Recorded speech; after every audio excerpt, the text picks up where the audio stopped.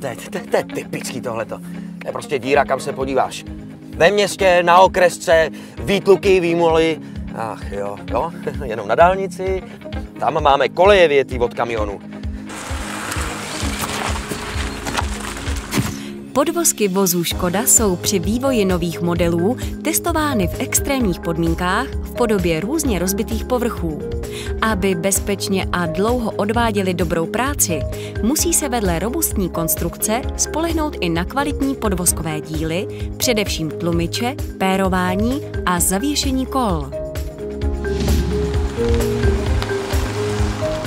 Někdy mám pocit, že tohle mučení moje auto prostě nemůže vydržet.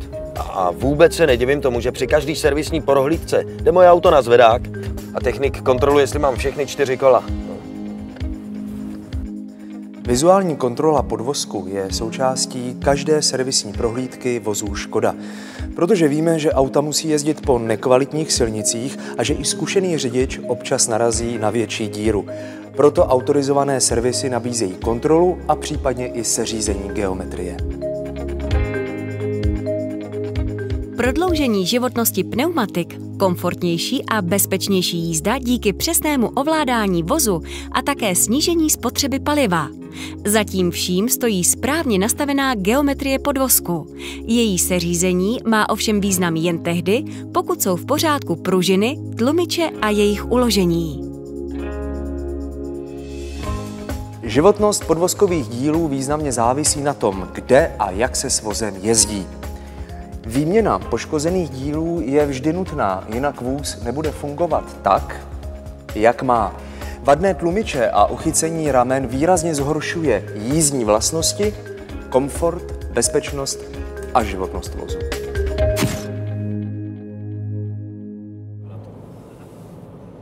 Když jsem si pořídil nový auto, byl jsem absolutně unešený z jeho jízdních vlastností. Nejenom, že rychle a ochotně reaguje na pohyb volantu, ale hlavně nikam necestuje, když brzdím anebo když zatáčím.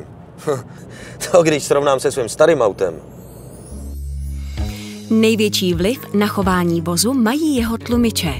Vadné nebo opotřebované tlumiče způsobují delší brzdnou dráhu, vozidlo je více náchylné na aquaplaning a boční vítr. Opotřebené tlumiče omezují také funkci elektronických stabilizačních systémů, které od rozhoupaného podvozku dostávají zkreslené informace. Autorizované servisy Škoda kontrolují stav tlumičů na speciálním měřícím zařízení a to po ujetí zhruba 80 000 kilometrů. U vozidla, u kterého nebyly zanedbány preventivní prohlídky a údržba, mohou tlumiče zvládnout kilometrový nájezd přes 200 000 kilometrů. Škoda doporučuje používat originální tlumiče a pružiny, které jsou shodné s komponenty používanými při výrobě nových vozů. Navíc jsou speciálně odladěné pro každý model Škoda a poskytují tedy optimální souhru s ostatními komponenty podvozku, jako například s brzdnou soustavou, se zavěšením kol a s bezpečnostními asistenčními systémy. Při výměně tlumičů je nutné dodržet pokyny výrobce.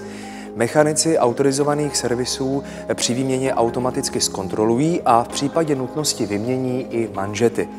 Pokud by se neskontrolovali nebo nevyměnili, hrozilo by předčasné opotřebení tlumičů a tím pádem i vyšší náklady pro zákazníky. 100% podvozek je nezbytným předpokladem pro bezpečnou jízdu. A pro toho, kdo se rád sveze rychle, to platí dvojnásob. Zkrátka, kdo zanedbává servis a kvalitu dílu, ten se okrádá o jízdní zážitky. A to já rozhodně nechci. Škoda. Simply clever.